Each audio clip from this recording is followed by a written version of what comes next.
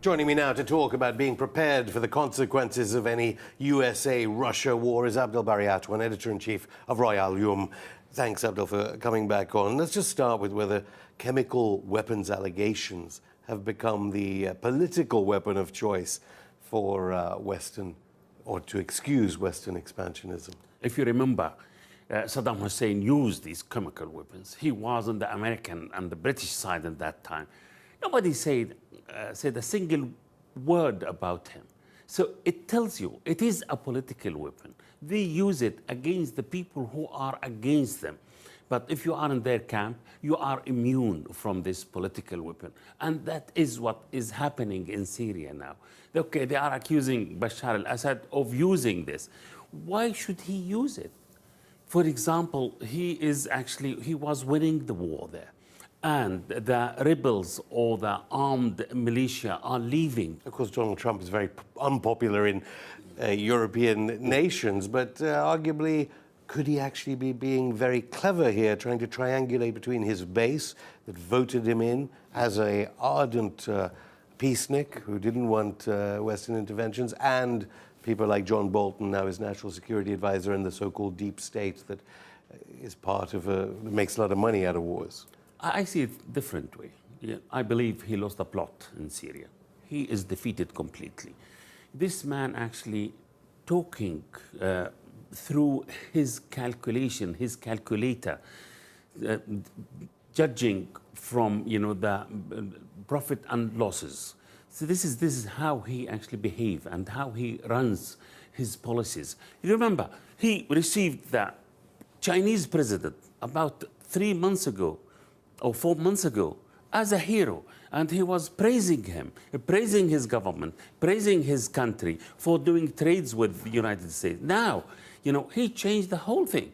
He wants to impose about 100 billion taxes on the Chinese. But then China made a degree of concession. Isn't this his big art of the deal making talk, whether it be on trade tariffs, whether it be on all-out war in the Middle East? The Chinese are very wise and they are very clever.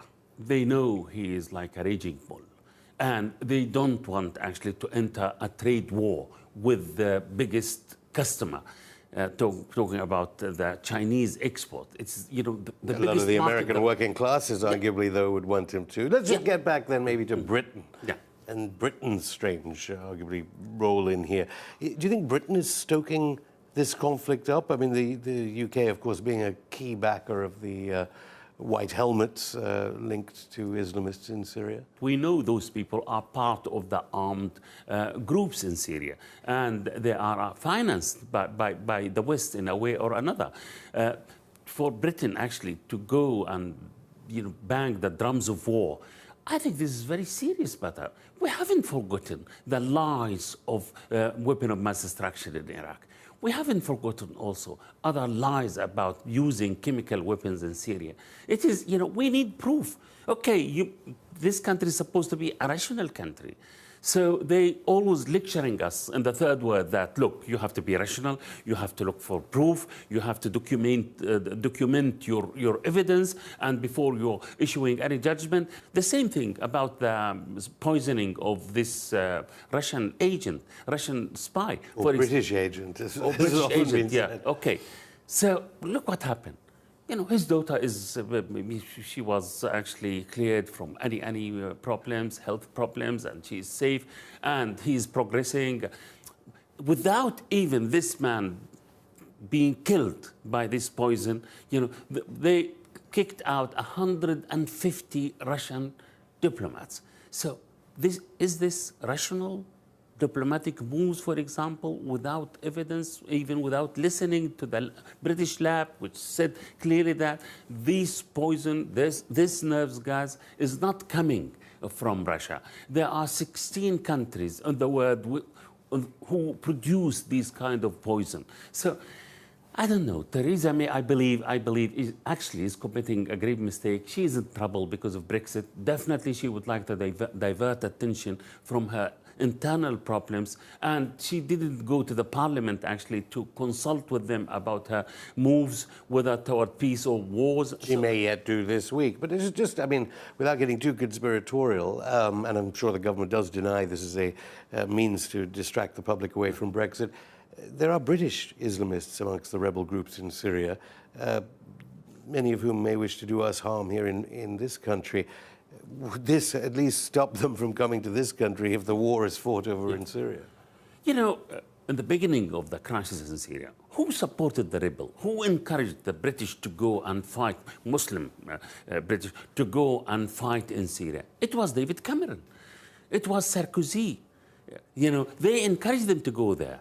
And they knew they were financed by, you know, Arab countries like Saudi Arabia, like Qatar, who are very close to the West in this crisis, and adopting the aim of this, saga to topple Bashar al-Assad from his presidential palace. So we know that. So definitely those people now, the Islamic State, it did not actually disappear completely. Okay, maybe the Islamic State or ISIS was defeated over the ground, but now they are going underground. And with the anarchy, the American spreading in the Middle East, they could come back anytime. They could come back in Syria, they could come back in Iraq, they could come back. They are already there in Libya, they are already in Afghanistan. So who created this crisis? The West, actually. They want to topple Assad. Yes, they want to topple Gaddafi. They want to topple Ali Abdullah Saleh in Yemen. So they created failed states and instability in the whole of the Middle East.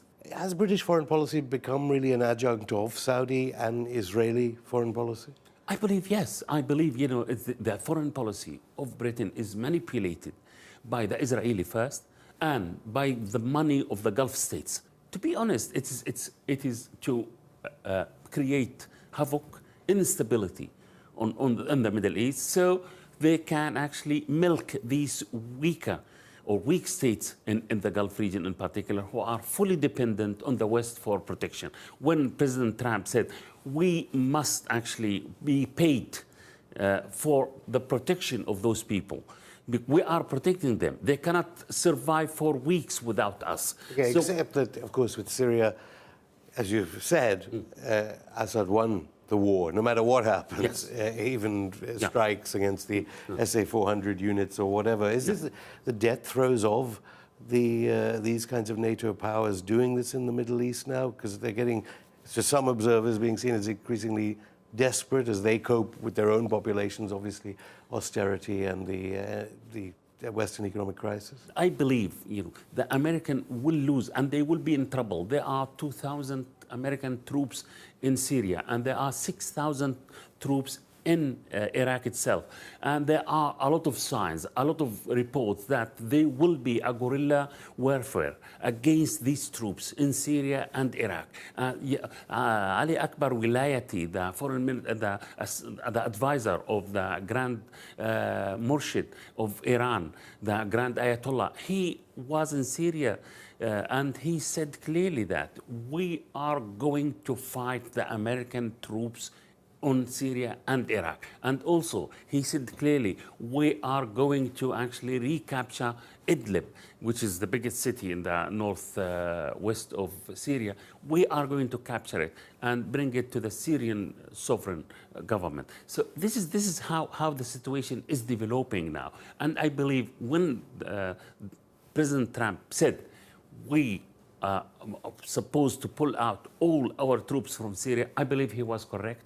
And he was rational here for the first time, because if they stay there, they will face the guerrilla war, the same thing they did when they occupied Iraq. Abdel Bari Atwan, thank you.